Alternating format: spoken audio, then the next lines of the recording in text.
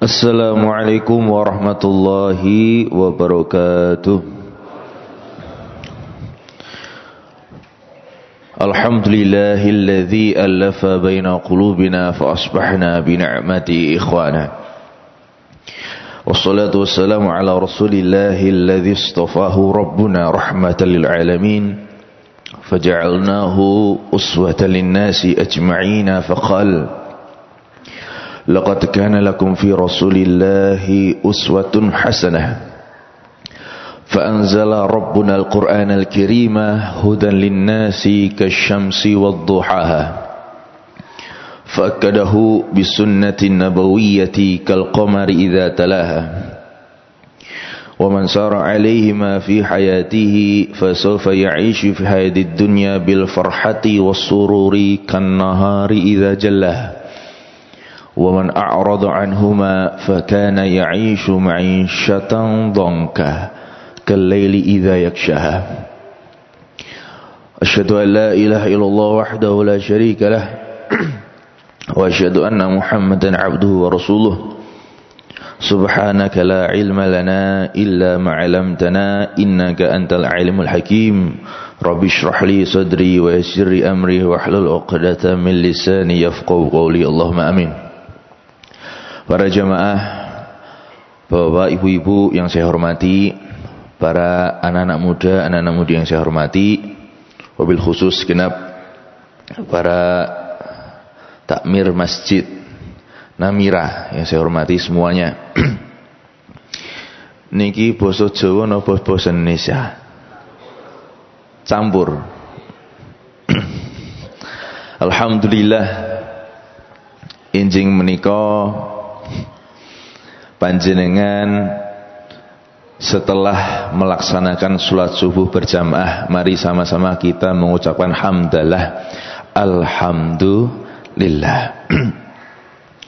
Rasulullah sallallahu alaihi wasallam bersabda, man shalla subha fi jama'atin, orang yang sholat subuh berjamaah, faka'annama qama al-lailu kullah, maka dia mendapatkan pahala seperti menghidupkan satu malam penuh. Seperti menghidupkan satu malam penuh dengan ibadah. Wa man shallal isya'a fi jama'atin, beda halnya orang jika sholat isya'i pun berjamaah. Faka'annama qama nisful lail, pahalanya cuman menghidupkan setengah malam. Para ulama termasuk para mufassir, termasuk Imam Ibnu Katsir, juga para sahabat itu kebanyakan berpendapat jika ingin pahalanya satu malam penuh, bukan hanya sholat subuh berjamaah saja, tapi juga sholat isya berjamaah, kemudian subuhnya juga berjamaah. Sehingga aslinya jika tidak tahajud tidak apa-apa, tapi tahajud bagus. Tapi kalau panjenengan yang memang kebetulan tidak bangun tadi tahajud, maka sudah alhamdulillah sudah tercatat pahala menghidupkan malam. Namun alhamdulillah tadi saya dengar ada agenda di setiap malam Ahadnya di sini dihidupkan Qiyamul Lail setiap jam 2. Leres Bapak nggih? Nggih. Dan ini bagus sekali. Pernah suatu ketika Siti Aisyah radhiyallahu taala anha, beliau ditanya oleh para sahabat, "Ya Aisyah, hadithni ma ra'aiti, hadithini ma ra'aiti min ahwali Rasulillah." Ma'ajab. Ya Siti Aisyah, wahai ummul mukminin, ketahuilah, saya ingin sekali tahu apa sekiranya hal yang membuat engkau kagum menjadi istrinya Rasulullah selama seumur hidupmu. Nek cara Jawane, kula niki tiyang Solo. Nek cara Jawane lho nggih. Wahai Siti Aisyah, panjenengan selama panjenengan hidup bersama Rasulullah, nopo ingkang keadaan membuat jenengan takjub kagum selama hidup dengan Rasulullah? Kemudian Siti Aisyah menjawab, suatu kali banyak sekali yang memang saya merasakan bersama Rasulullah itu keadaan yang membuat saya kagum. Tapi yang membuat paling saya kagum adalah satu keadaan. Ketika malam hari, Rasulullah itu suatu ketika masuk keluar kamar. Yatalawan wajuhu. Wajahnya itu berubah-ubah warnanya. Seperti orang yang gugup. Kenapa? Karena pengen cepat-cepat sholat. Pengen cepat-cepat sholat gimana? Nunggu Bilal ibn Rabah. Ketika itu keluar masuk kamar. Kemudian sampai suatu ketika beliau berwudu, kemudian sholat qiyamul lail, menangis hatta tola'al fajr, sampai subuh. Kemudian sampai Bilal datang. Ketika Bilal datang, itu luar biasa, sangat senang sekali Rasulullah itu. Karena sedang akan melaksanakan sholat. Jadi lihat Bilal itu senang sekali. Sehingga Rasulullah itu sering bersabda, wa ju'iltu, saya membuat qurrata aini fis shalah. Saya membuat kesenanganku, sumber kebahagiaan di dalam duniaku tuh cuma di dalam sholat. Jadi Rasul tuh kalau mau sholat tuh senang banget hawanya. Ketika ada Bilal melihat tanda bekas nangisnya Rasulullah di pipinya. Kemudian Bilal tanya, ya Rasulullah, atabki? Ya Rasulullah, kenapa engkau menangis? Apakah engkau menangis? Wa qad ghafarallahu ma taqaddama min dzambika wa ma ta'akhkhar. Bahwasanya engkau ini dosa yang telah lalu maupun yang akan datang sudah terampuni, sudah terjaga. Yang engkau tangisi apa? Kata Rasulullah, ya Bilal, unzilat alayya lailata ayat. Tadi malam saya mendapat satu ayat, yang mana satu ayat ini membuat saya nangis yang luar biasa, terisak tangisnya. Kemudian Rasulullah mengatakan, wailul liman qara'a wa lam yatafakkar fiha. Celakalah orang jika membaca ayat ini tapi tidak mentadaburinya, tidak merenunginya. Thumma tala alaih. Kemudian Rasulullah membaca ayatnya, inna fi khalqis samawati wal ardi wa ikhtilafil laili wan nahari la ayatil liulil albab alladzina yadhkurunallaha qiyaman wa qu'udan. 10 ayat terakhir surat Ali Imran. Dimulai dari inna fi khalqis samawati wal ardi sampai terakhir. Kenapa? Karena di situ diceritakan betapa Allah Subhanahu wa taala menunjukkan kekuasaannya, pergantian langit dan bumi. Kita ini Bapak Ibu, kita ini ketika tidur yang mengendalikan jantung dan peredaran kita Allah. Tapi kadang kita tidak pas bangun tidur itu yang pertama kali terbesit di pikiran kita bukan Allah, tapi rute dunya. Bangun tidur itu sudah yang dipikir ibu-ibu misalkan. Sekarang saya tanya ibu-ibu, coba jenengan jawab di dalam hatinya jenengan saja, karena jauh sekali di sini. Setelah sholat subuh itu biasanya ibu-ibu rumah tangga, setelah sholat subuh yang dipikir mesti apa? Habis ini masak apa? Barikin jangan opo, berambang entek, beras entek. Iya. Padahal ini yang dikhawatirkan oleh Rasulullah. Awwalu ma, pertama kali yang terbesit di pikiran seorang hamba harusnya ketika bangun tidur itu zikrullah, zikir kepada Allah, ingat Allah. Sehingga Allah ini tidak tersinggung. Bayangkan kita bangun tidur kok sudah tidak di dunia lagi. Karena yang kita ketika tidur itu yang mengendalikan peredaran darah kita Allah semuanya. Sehingga banyak sekali ulama itu memang sebelum tidur itu takutnya luar biasa. Takutnya luar biasa. Zikir, istighfar, sampai kadang tidak bisa tidur karena saking takutnya sama Allah. Lah Rasulullah ini sering juga sholat subuh dengan wudunya Isya. Saya ulangi lagi, bahkan para ulama juga itu sholat subuh dengan wudunya Isya. Sekarang saya tanya, di sini dari bapak ibu, dari ratusan ribu orang ada yang sholat subuh tadi dengan wudunya Isya belum batal sama sekali? Ada? Saya kasih 100.000. Mesti kita ada yang kentut, ada yang batal dan sebagainya. Tapi ulama banyak yang seperti itu, menjaga wudunya seperti itu. Maksudnya setelah memang batal langsung wudu lagi, menjaga. Itu seperti itu. Suatu kejadian lagi ada pernah suatu Siti Aisyah menceritakan, Rasulullah itu ketika qiyamul lail, ketika tahajud malam-malam, itu rakaatnya kan bebas Pak. Jadi di dalam qiyamul lail itu rakaatnya jenengan bebas. Mau sholat berapa ratus tidak masalah. Di dalam qiyamul lail tidak ada batasnya. Qiyamul lail atau tahajud itu yang penting masna, rakaatain, 2 rakaat. Itu jangan mau 1000 rakaat tidak masalah. Kalau jenengan kuat. Bahkan memang diceritakan dalam hadis riwayat Rasul ini kalau tahajud hatta tatafattara qadamah, sampai lututnya itu kan membiru, bengkak.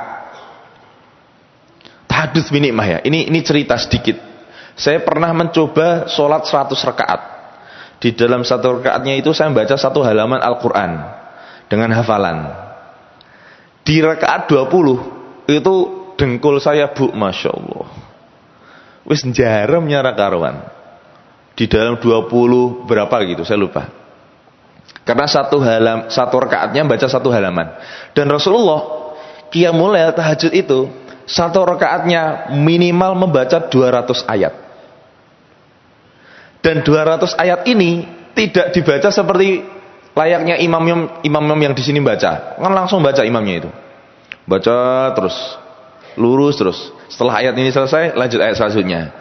Tapi Rasulullah tidak seperti itu. Rasulullah itu kalau qiyamul lail ketika sholat tahajud itu benar-benar menikmati. Idza marra bi ayati adzabin ilasta'adza minhu. Di dalam riwayat dijelaskan, jika Rasulullah membaca ayat-ayat tentang azabnya Allah di dalam sholat tahajudnya, tentang azab-azabnya Allah, maka Rasulullah berhenti dulu di ayat itu, kemudian beristi'adzah, meminta perlindungan kepada Allah akan azab itu. Padahal Rasulullah sekelas Nabi. Wa mamarra min ayati tasbihin lasabha. Tidaklah Rasulullah membaca ayat-ayat tasbih tentang kesucian Allah, melainkan beliau langsung setelah itu bertasbih kepada Allah. Contoh, saya kasih contoh. Sabbihis marabbikal a'la. Berhenti Rasulullah. Sabbihis, bertasbihlah kepada nama zatnya Allah Subhanahu wa taala. Alladzi a'la, yang maha tinggi, yang maha luhur. Itu Rasulullah berhenti dulu. Subhanallah, subhanallah, sampai nangis baru dilanjutkan alladzi khalaqa fasawwa. Itu 200 ayat, Pak. 200 loh. Panjenengan coba yang nanti tarawih kuat enggak? Jenengan mesti milih imamnya yang cepat. Lu bukannya gimana. Saya sendiri gitu. Saya ini sering diundang setiap tahunnya di Ramadan itu di UGM sama di UII Jogja. Itu Masya Allah saking menghargainya pendapat antar yang berpendapat 8 rakaat dan 20 rakaat di dalam sholat tarawih. Itu tarawih diadakan 2 ronde. Di sini 1 ronde ya. Di sini 1 ronde. Itu 2 ronde, Pak. Dan yang paling banyak jamaahnya itu yang 8. Yang 20 itu di belakang dulu, nunggu dulu. Kemudian imamnya itu mesti senangnya yang pendek-pendek. Kadang ada jamaah yang sudah hafal jadwal imam. Ustadznya ini jangan lama, pindah masjid besok. Ini terjadi di kalangan kita. Cuman beda dengan Rasulullah ya. Makanya dalam kitab At-Tibyan, Al-Imam An-Nawawi menjelaskan tatwilul qiyam, memperpanjang berdiri di dalam sholat itu lebih afdal daripada min tatwilis sujud, daripada memperpanjang sujud. Di sujud terakhir ketika di rakaat terakhir. Saya ulangi lagi, memperpanjang bacaan ketika sholat di berdiri itu lebih afdal daripada memperpanjang sujud. Tapi masalahnya kita lebih milih memperpanjang sujud karena enak. Kadang yang sambil tidur, ketiduran. 200 ayat itu gitu. Bahkan diceritakan saking sempitnya kamarnya Rasulullah, itu Siti Aisyah tidur di tempat sujudnya Rasulullah. Saking pengen dekatnya dengan Rasulullah. Kemudian diceritakan, Siti Aisyah sendiri yang cerita, kalau Rasulullah berdiri sedang membaca 200 ayat, niku menselonjorkan kakinya. Apa bahasa Indonesia menselonjorkan itu? Nah itulah pokoknya. Memanjangkan kakinya. Nek cara Jawa Pak nggih. Alah cek suwi kok. Tapi kalau sedang mau sujud itu Siti Aisyah agak ditekuk. Sekarang saya tanya Bapak, jujur, apalagi mas-mas di sini yang masih muda, panjenengan kalau sholat di tempat sujud ada perempuan cantik, kira-kira jadi sholat atau tidak? Kita melihat orang ini kan secara zahir ya, ini kadang kok tegak membusungkan dada seperti orang sombongan gitu. Tapi aslinya memang membusungkan dada ini tegak biar Rasulullah itu menjaga wibawanya, Kembali ke tadi, kita harus cepat-cepat ketika dengar azan. Tapi permasalahannya adalah ini yang sering terjadi di masyarakat. Ketika panjenengan menghadiri masjid, kemudian sudah iqamah, sudah qomat, dalam posisi panjenengan belum berwudu. Nah, ini pentingnya belajar fikih di sini. Ketika sudah dengar iqamah kok belum wudu, kemudian jenengan yang harus Anda lakukan adalah berwudu. Tapi kalau berwudunya melakukan semua kesunahannya, ini nanti bisa tertinggal takbiratul ihram pertama imam. Yang mana kalau menurut ulama fikih menyepakati, tujuan kita belajar fikih adalah bisa membedakan mana yang wajib, mana yang sunnah. Sehingga seharusnya jika panjenengan yang orang yang telat tadi, misalkan langsung qomat tadi belum wudu, maka laksanakan wudunya itu yang wajib-wajib saja. Karena ini panjenengan lebih diutamakan untuk mementingkan mendapati takbiratul ihram pertama imam. Dan itu pahalanya lebih besar. Panjenengan sholat subuh berjamaah seperti ini, pahalanya ada 5. 1, pahala sholat berjamaah itu sendiri, yang 27 derajat itu. Yang kedua, pahala shaf berjamaah jika rapat, itu pahala tersendiri. Maka jangan sampai shaf kita terputus. Seperti ada beberapa perkara yang memutus shaf berjamaah. Anak kecil ini sebenarnya memutus shaf berjamaah jika belum balik, belum bisa wudu secara sempurna, belum sunat, ini bisa memutus shaf berjamaah, pahala shaf berjamaah. Aslinya seperti itu. Makanya beberapa masjid itu anak kecil ditempatkan di paling belakang biasanya. Atau panjenengan menurut Syekh Wahbah Az-Zuhaili di dalam kitab Fiqhul Al-Islami mengatakan, panjenengan kalau memang kriterianya anaknya itu seringnya lari-lari ganggu orang sholat di masjid, maka jangan tempatkan di sampingnya jenengan, tapi panjenengan pilih yang paling pojok, karena untuk mengamankan itu tadi. Karena ini bisa memutus sholat berjamaah. Dan yang ketiga, jenengan sholat berjamaah seperti ini dapat pahala apa? Dapat pahala jika jenengan mendapati takbiratul ihram pertama imam. Ini pahalanya besar sekali. Dikatakan orang yang di dalam hadis ya, dikatakan orang yang mendapati sholat berjamaah 40 hari, selama 40 hari selalu mendapati takbiratul ihram pertama imam, maka yadkhulul jannata bighairi hisab, dia masuk surga tanpa hisab. Yang keempat, ada lagi pahala panjenengan jika melangkahkan kaki dari rumah. Kalau motor enggak ganggu, Pak. Enggak ada. Malaikat gimana ngitungnya itu? Sak musriban. Enggak bisa, satu langkah. Memang banyak diceritakan hadis itu. Man kharaja min baiti, kata Rasulullah. Orang yang keluar dari rumahnya mutatahhiran, dalam keadaan sudah suci, dan melangkahkan kakinya, jadi satu langkahnya diampuni satu dosa, satu langkahnya diangkat satu derajat. Dan selama panjenengan setelah sholat seperti ini punya wudu di dalam masjid, itu dihitung sholat setiap detiknya. Bahkan didoakan oleh para malaikat. Bahkan panjenengan bisa mendapatkan pahala i'tikaf jika diniatkan. Maka kalau bisa, ketika kita setelah sholat zikir sama Allah, itu niatkan jangan zikir saja, tapi niatkan i'tikaf. Makanya banyak masjid-masjid itu di dindingnya itu ada kaligrafi tulisannya nawaitul i'tikaf lillahi ta'ala. Karena biar mendikte jamaahnya untuk i'tikaf. Agar mendapatkan pahala sendiri, kan gitu ya. Ini biar kita itu mendapatkan innamal a'malu binniyat tadi, karena segala ibadah sesuai pada niat kita.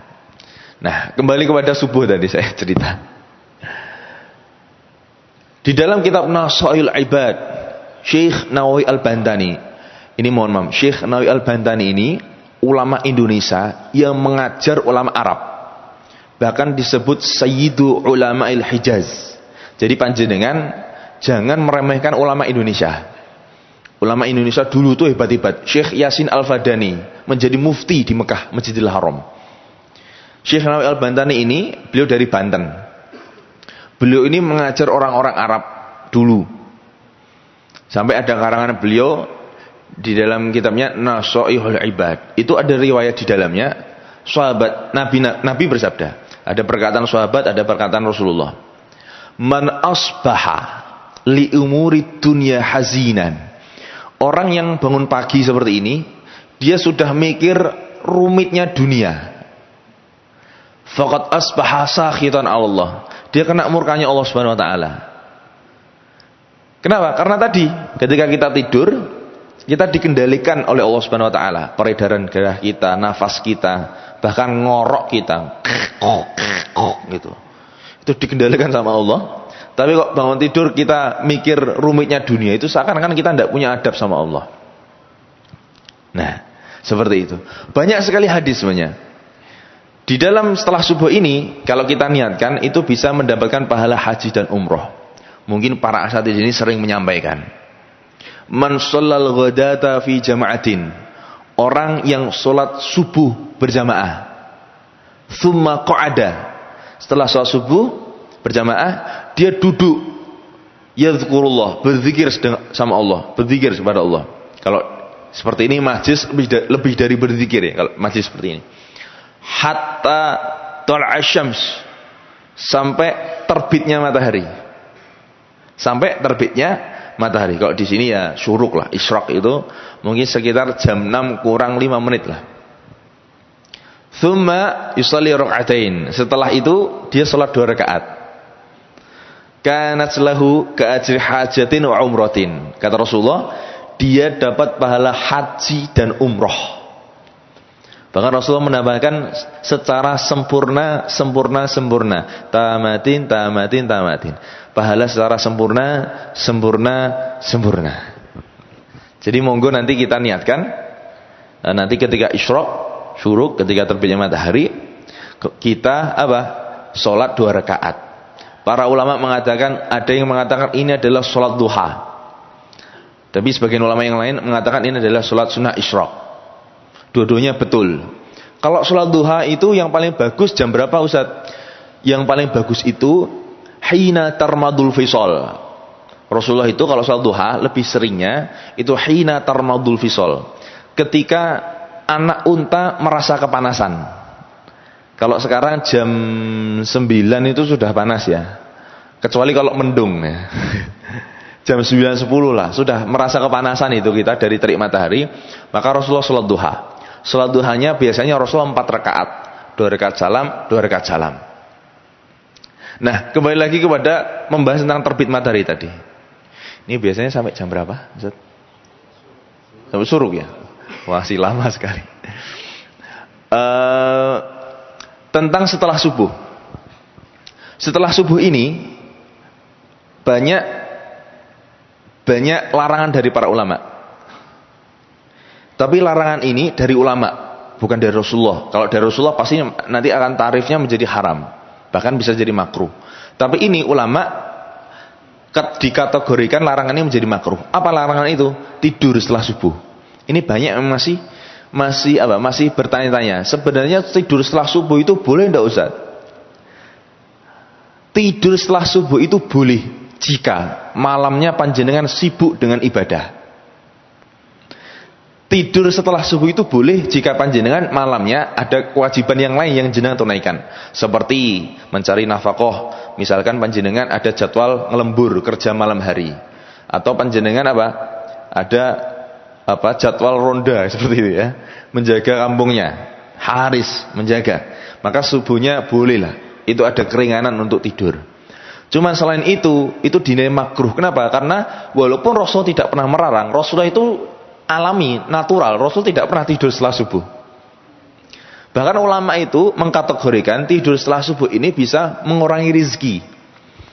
Pernah suatu ketika diceritakan di dalam kitab Al-Fatawa Lil Jum'ah, ada satu orang mendatangi Sayyidina Ali bin Abi Thalib karramallahu wajhah. Satu orang ini mendatangi Sayyidina Ali ketika Sayyidina Ali ketika itu di masa menjadi Amirul Mukminin, menjadi gubernur kalau bahasa sekarang. Dia bilang gini, "Ya Ali, wahai Amirul Mukminin, inni ashku an dhiqi rizqi." Saya ini mengadu kepadamu saking seretnya rizki saya. Saya ini buka toko tidak laku. Saya ini buka pabrik bangkrut misalkan. Saya buka toko kok tidak ada yang laris. Banyak yang kadaluarsa misalnya seperti itu ya, kalau toko-toko kelontong. Kemudian Sayyidina Ali mengatakan, la'allaka, kata Sayyidina Ali, yang pertama, la'allaka tanamu ba'dal fajri, kata Sayyidina Ali. Oh, mungkin kamu rizkimu seret, mungkin karena kamu setelah subuh sering tidur. Ini kata Sayyidina Ali nih. Sayyidina Ali ini babul ilmi, pintunya ilmu. Sehingga pasti apa yang diucapkan beliau itu pasti bersumber dari kelakuan Rasulullah dan perbuatan Rasulullah. Kemudian orang ini menjawab, enggak wahai Sayyidina Ali. Saya setelah subuh enggak pernah tidur. Saya selalu berzikir sama Allah. Sayyidina Ali mengatakan, la'allaka tamshutu bimushtin maksurin, kata Sayyidina Ali. Sekali lagi ini enggak ada hadisnya lah. Kalau kalian cari hadis enggak ada hadisnya. Ini perkataan Sayyidina Ali. Saya sudah berkata dari awal, ini perkataan Sayyidina Ali. Asar ini namanya. Nah, mungkin kamu pernah menyisir dengan sisir yang brodol-brodol. Apa itu bahasa? Jari-jari sisirnya itu sudah patah-patah.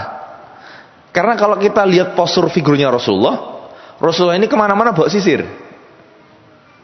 Kemana-mana bawa sisir. Tapi sisirnya tidak seperti sisir sekarang tentunya ya. Beda.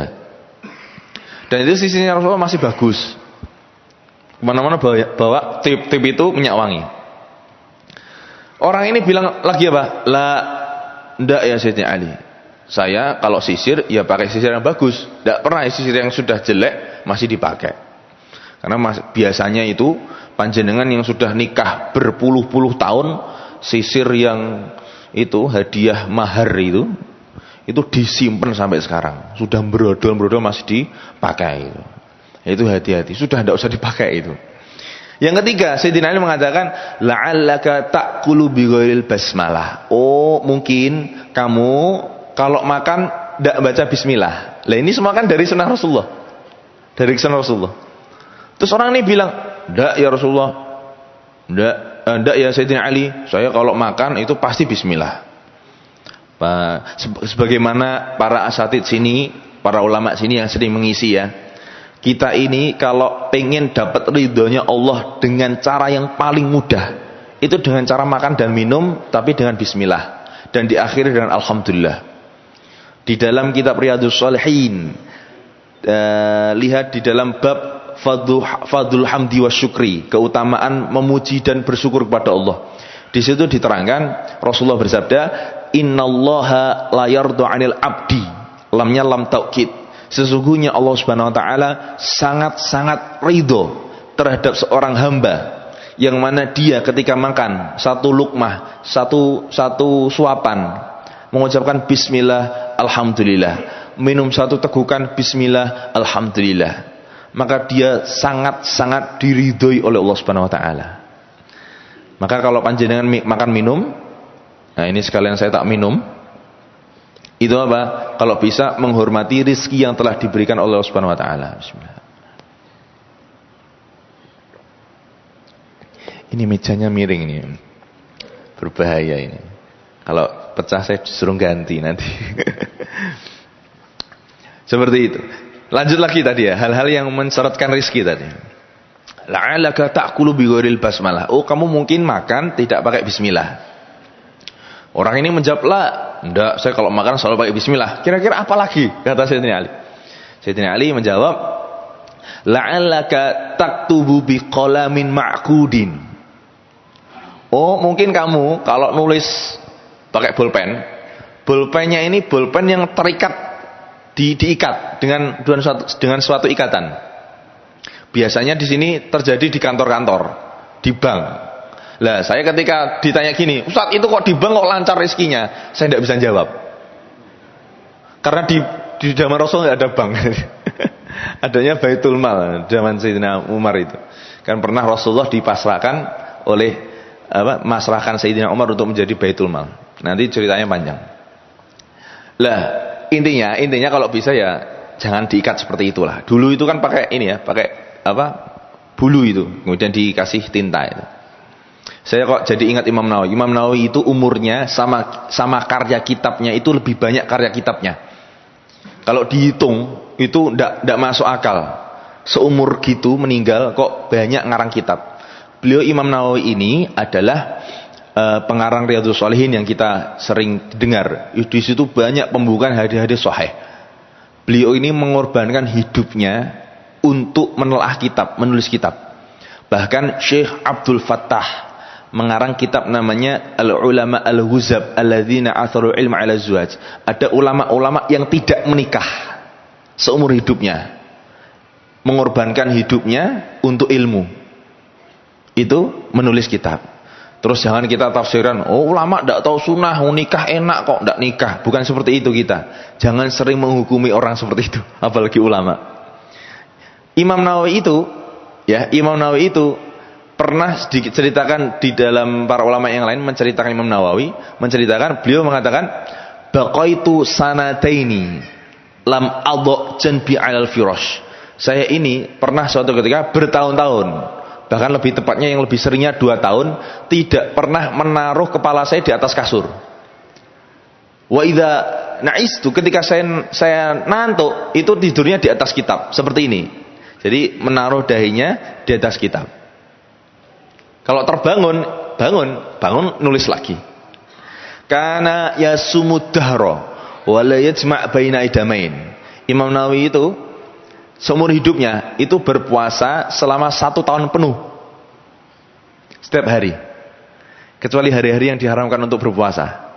Hari Idul Fitri, Idul Adha, hari Tasyrik, hari 16 sampai 30 Sya'ban, ini haram-haram untuk puasa. Selain itu, Imam Nawawi puasa terus untuk menguasai ilmunya. Dan ini tidak pernah dilakukan Rasulullah. Perlu diketahui, jika kita pengen kembali ke Al-Quran dan Sunnah, kita ingin meniru Rasulullah, perlu diketahui perilaku Rasulullah itu tidak semuanya bisa dilakukan.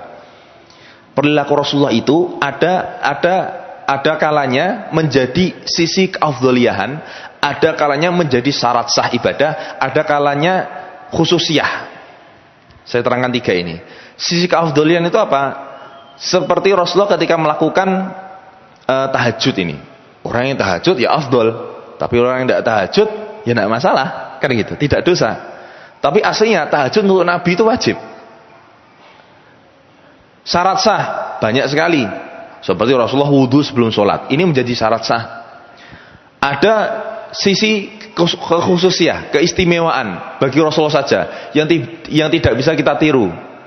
Contohnya Rasulullah nikah banyak istri. Di dalam riwayat 9, di dalam riwayat 11. Dan ini tidak bisa kita tiru. Anak muda 1 aja belum ketemu kok, mau 9. Dan ini perlu diketahui. Seperti Rasulullah pernah tawaf rakiban. Rasulullah itu tawaf pernah menggunakan unta. Akhirnya apa? Ini banyak yang ditiru. Zaman sekarang di Masjidil Haram itu tawaf dengan skuter, Pak. Muter tuh. balapan itu.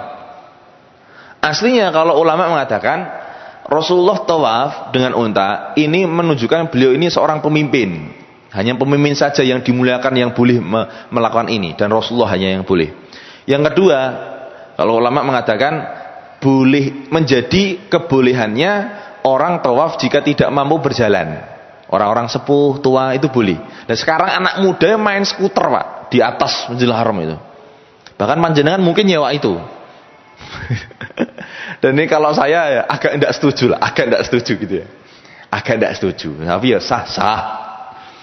Memang kalau kita belajar fikih itu luar biasa. Orang yang salah satu kelebihan orang yang belajar fikih, dia tidak akan sering menyalahkan orang lain. Idza ittasa'a fikruhu qalla inkaru 'alan nas. Misalkan saya menguasai di dalam ilmu sholat. Kalau ada orang, saya lihat sholatnya ada beberapa kejanggalan tidak sah, maka saya tidak langsung tidak mengesahkan dia. Justru saya sebagai orang yang pembelajar, saya mencari kaul ulama untuk mengesahkan sholatnya dia, bukan malah menyalahkan sholatnya dia. Harusnya seorang mukmin itu seperti itu. Ini banyak dari kita evaluasi muhasabah ya, muhasabah. Mohon maaf, fikih ini luas. Kita kalau meniru Rasulullah harus dengan perantara ulama yang benar-benar ulama. Di sini ada 4 madhab, ada Imam Abu Hanifah, ada Imam Maliki, ada Imam Syafi'i, ada Imam Ahmad bin Hambal. Mereka semua hafal jutaan hadis. Mereka semua disebut mujtahid. Mereka semua bisa berfatwa. Bahkan Imam Syafi'i berfatwa di umur 12 tahun, Pak. Itu boleh berfatwa. Sekarang ada MUI umur 12 tahun? Tidak ada. Yang ada orang yang mengajukan, tidak jadi. Nanti kan sampai mana-mana nanti. Terlalu muda untuk menjabat, misalkan seperti itu. Saya tidak ngomong siapapun loh ya. Jangan ngarahkan kamu. Imam Syafi'i ini luar biasa. Saking cerdasnya, beliau itu adalah salah satu manusia yang mana di perut kandungan ibunya selama 4 tahun. Ditatah sama Allah di dalam perut ibunya. Suatu ketika kecil, ibunya Imam Syafi'i itu tidak mampu untuk mondokkan anaknya karena ekonomi. Kemudian di suatu masjid, karena Imam Syafi'i ini saking pengen belajar Al-Quran, Imam Syafi'i ini ada alaqah di masjid, ada seperti duduk-duduk di masjid, beberapa duduk-duduk gitu di masjid. Itu Imam Syafi'i sering mondar-mandir keluar masuk masjid. Ketika ada ustadz manggil, ya Abu Abdillah, ta'al, sini wahai pemuda. Kamu kenapa mondar-mandir masjid? Kata Imam Syafi'i apa? Wahai ustadz, izinkan saya ini masuk mondar-mandir masuk keluar masjid karena saya menghafalkan apa yang kau terangkan kepada murid Anda. Coba kamu terangkan, coba kamu lafadzkan apa yang kamu hafalkan. Dilafadzkan semua apa yang telah diajarkan ustadznya itu, dan itu semuanya betul Imam Syafi'i. Lah kita kan tidak bisa seperti itu. Maka jika kita membaca hadis, Bapak Ibu nyuwun sewu. Ini yang memang yang betul ya seperti ini. Jadi ketika kita membaca hadis, kita tidak bisa menafsirkan hadis sesuai pikiran kita. Itu tidak bisa. Ini fatal. Kalau sesuai pikiran kita, alasannya akal, kan kita akal sudah diberi Allah akal yang sempurna. Maka setiap orang akan memahami hadis beda-beda. Dan nanti agama setiap orang beda-beda. Akhirnya tidak niru Rasulullah. Niru Rasulullah itu kalau tidak lewat ulama tidak bisa, karena Rasulullah sudah tidak ada. Rasulullah diriwayatkan sahabat sudah meninggal, tabi'in tidak ada, tabi'in, ulama mutaakhirin, ulama mutaqaddimin, sampai ulama kontemporer sampai sekarang. Tapi yang harus kita ikuti ada 4 madhab itu. Dan ini penting saya sampaikan. Tidak bisa kita langsung Rasulullah, tidak bisa. Gitu nggih? Ini penting sekali. Kemudian untuk memahami syariat pasti kita butuh ilmu fikih. Ini sangat penting. Banyak dari kita, Bapak Ibu, yang tidak paham mana sunnah, mana wajib di dalam sholat. Bahkan mana rukun qauli, rukun fi'li tidak paham di dalam sholat. Mana yang harus diucapkan, minimal telinga sendiri mendengar. Mana yang boleh dibatin, itu masih tidak tahu kita. Padahal satu bab ilmu fikih khairun min alfi raqatin tatawuan. Ketika kita belajar satu bab ilmu fikih, itu lebih baik daripada kita sholat 1000 rakaat pahalanya. Satu bab ilmu fikih. Ini penting sekali. Bab halal, bab haram. Maka panjenengan kalau mau menghadiri majelis ilmu, di sini sudah lengkap. Ada fikih, ada akidah, gitu Ustaz ya. Ada akidah. Kalau belajar tafsir dan hadis, ini hukumnya sunnah. Hadis ini hukumnya sunnah. Maka jenengan tidak paham hadis, tidak dosa. Tafsir itu hukumnya fardu kifayah. Orang yang belajar tafsir itu hukumnya fardu kifayah. Maknanya apa? Apa itu fardu kifayah Ustaz? Fardu kifayah itu kalau ada sudah ada yang paham tafsir di dalam satu kecamatannya sudah ada satu yang paham ilmu tafsir atau satu kabupaten misalkan, maka gugur kewajiban orang lain untuk paham tafsir. Misalkan saya di dalam kecamatan saya, tidak ada yang mondok, tidak ada yang fokus ilmu agama, tidak ada yang bisa baca kitab kuning, tidak ada yang bisa bahasa Arab, maka saya wajib paham tafsir. Kalau tidak saya dosa. Itu fardu kifayah. Contoh fardu kifayah yang lain seperti sholat berjamaah. Sholat berjamaah ini fardu kifayah Bapak. Kalau ibu malah lebih beda lagi. Ibu ini sunnah saja, malah lebih baik di rumah. Kata Rasulullah Pak, ada dua hadis yang berselisih. Jadi yang pertama Rasulullah mengatakan la tamna'uni sa'akumul masjid, kamu jangan melarang perempuan ke masjid. Tapi di lain sisi Rasulullah pernah bersabda, lebih baik sholatnya perempuan itu di rumah, lebih baik lagi di suatu ruang, lebih baik lagi di ruangan yang tertutup, tidak ada yang lihat, di dalam lemari sana Bu. Orang yang ngerti, bojone merah ngerti. Dan itu. Dari dua hadis ini kita bisa menafsirkan, oh perempuan itu boleh ke masjid, boleh tidak ke masjid. Syekh Wahbah Az-Zuhaili mengatakan lebih baik ke masjid kalau sudah tua. Gitu. Tapi bapak-bapak ini nyuruh sewu, laki-laki itu hukumnya fardu kifayah. Jadi orang yang tidak sholat berjamaah di masjid jangan seakan-akan kayak dosa gitu. Memandang orang yang tidak ke masjid itu kayak jelek banget. Jangan seperti itu. Coba kalau naik derajatnya dari fardu kifayah menjadi fardu ain. Misalkan sholat berjamaah di masjid hukumnya fardu ain. Orang yang tidak sholat jamaah dosa.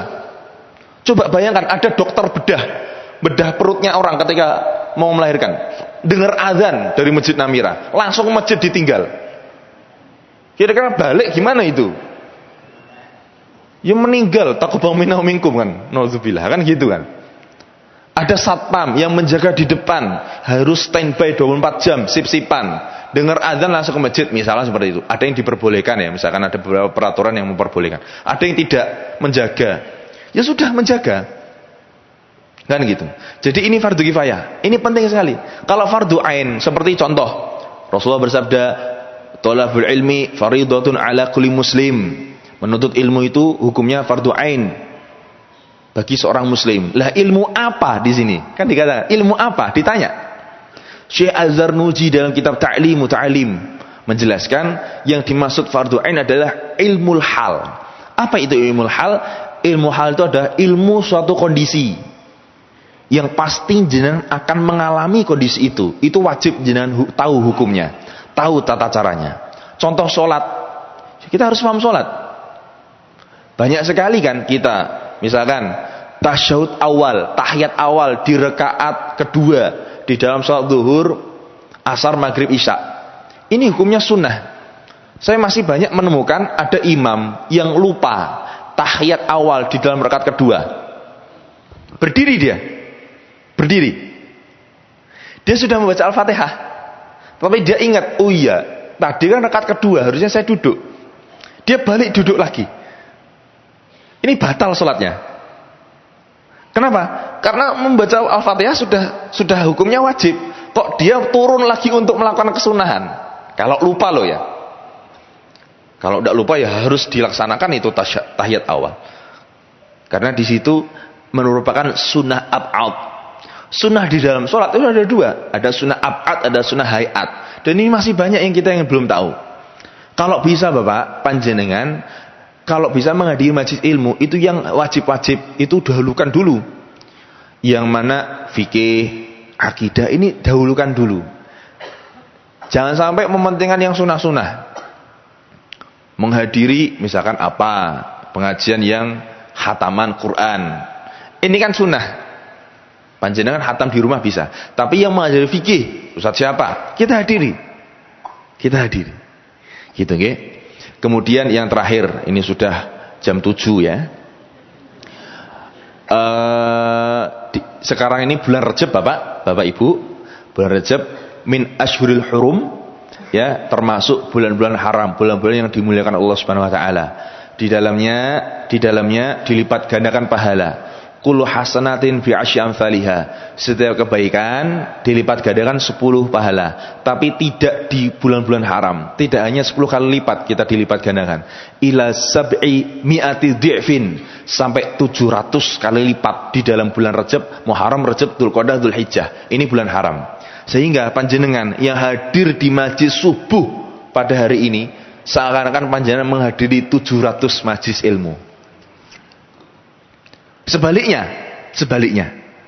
orang yang berdosa di bulan Rajab dilipat gandakan dosanya menjadi 700 kali lipat. Ibu-ibu, panjenengan yang ngerasani satu orang itu sama saja ngerasani 700 orang.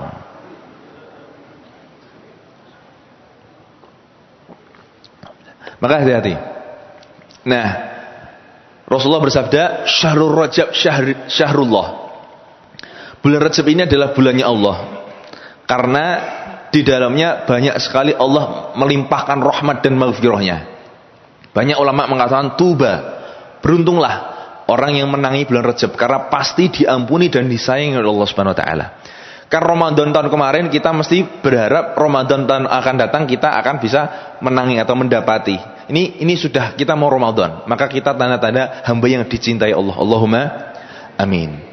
Kemudian yang kedua, Syahrul Sya'ban. Datang setelah Rajab ini adalah bulan Sya'ban. Sya'ban ini adalah syahri kata Rasulullah. Bulanku. Kenapa? Karena di dalamnya diturunkan perintah sholawat. Innallaha wa malaikatahu yusholluna ala nabi. Perintah sholawat. Rasulullah saking senangnya semua makhluk disuruh mendoakan beliau. Saking senangnya beliau itu Sya'ban sering berpuasa, lebih banyak hari-hari berpuasa di dalam Sya'ban. Sampai Siti Aisyah mengatakan, saya tidak pernah melihat Rasulullah lebih sering puasa kecuali di 2 bulan, Ramadan dan Sya'ban. Paling sering berpuasa satu Sya'ban, karena saking senangnya. Dan Ramadan, setelah itu Ramadan, syahru ummati, bulan umatku kata Rasulullah. Nah, banyak orang itu, para sahabat, para ulama, para orang-orang soleh menyiapkan Ramadan dari sekarang Bapak. Karena selain Rajab ini bulan haram, disebut Syahrul Zar'i, bulan menanam. Sya'ban nanti Syahrul Zagi, bulan menyiram. Ramadan nanti Syahrul Hasad, bulan memanen. Jadi Ramadan sudah panen Pak. Bukan Ramadan baru siap-siap. Waduh, besok sudah puasa. Yang disiapkan apa? Ibu-ibu yang terpikir, terbesit di awal pikirannya apa? Sirup marjan. Tidak ada nyiapkan yang lain. Coba ulama itu, saya pernah kuliah di Yaman. Orang-orang Yaman itu Pak, datang Jumatan Pak, setelah subuh Pak. Menghadiri sholat Jumat setelah subuh berangkatnya. Jenengan, komat baru masuk masjid. Wong saya pernah khutbah di bandara, saya tidak sebut bandara mana. Saya khutbah sepi Pak masjid itu. Karyawannya semua di luar semuanya. Karena waktu istirahat sholat makan. Pada makan, pada ngopi, pada rokok di luar itu. Setelah qomat, Masya Allah banyak sekali. Akhirnya saya cepatkan khutbahnya. Biar pada kesusu itu. Makanya panjenengan yang khutbah jangan lama-lama. Khutbah itu yang penting rukunnya sah. Rukunnya semua terpenuhi sudah, tidak usah khutbah kok cerita ngalor ngidul. Cerita saya tadi telat di jalan macet, khutbah cerita macet barangnya ngopo. Banyak sekali dari kita, apalagi saya kemarin ketika zaman pemilu, khutbah cerita kampanye ini tidak baik, sangat tidak baik, tidak boleh ini. Dijaga kewibawaannya ketika khutbah, tidak boleh guyon. Khutbah itu harus sakral. Khutbah kok gawe dagelan, tidak boleh. Kan gitu ya. Jadi intinya kita menyiapkan Ramadan dari sekarang. Nah, karena ini banyak dilipat gandakan pahala, saya sedikit menyampaikan bahwasanya kami datang jauh dari Solo menyampaikan kami sedang merintis pondok, membangun pondok pesantren namanya Pondok Pesantren Tanah Jawi di Boyolali tepatnya, itu sedang membangun masjid. Mungkin beberapa panjenengan yang ingin berdonasi, silahkan datang ke tim kami. Nanti insya Allah semoga pahala kita semuanya dilipat gandakan Allah Subhanahu Wa Taala. Allahumma amin. Semoga panjenengan yang hadir di subuh hari ini mendapatkan umur yang panjang dari Allah dalam keistiqomahan, dijauhkan dari segala musibah dan mara bahaya, dijauhkan dari segala cobaannya, dan Allah Subhanahu Wa Taala memberikan solusi dalam permasalahan hidupnya. Allah Subhanahu Wa Taala, panjenengan yang hadir di masjid ini yang merasa punya penyakit, punya sakit, semoga segera Allah angkat penyakitnya. Keluarga kita yang sakit, semoga Allah segera sembuhkan sakitnya. Kita semuanya diridhoi oleh Allah Subhanahu Wa Taala. Kita semuanya nanti diberi syafaat oleh Nabi Muhammad. Kita semuanya, rizki kita semuanya dilancarkan Allah Subhanahu Wa Taala. Dan semoga kita semuanya, keluarga kita semuanya dijadikan keluarga yang sakinah, mawaddah, warahmah. Kita semuanya digolongkan min ahlil jannah, dan kita semuanya bertemu Allah Subhanahu Wa Taala dalam keadaan husnul khatimah. Amin amin ya rabbal alamin. Mengatakan kata lepat kaula nyuwun pangapunten. Wassalamualaikum warahmatullahi wabarakatuh.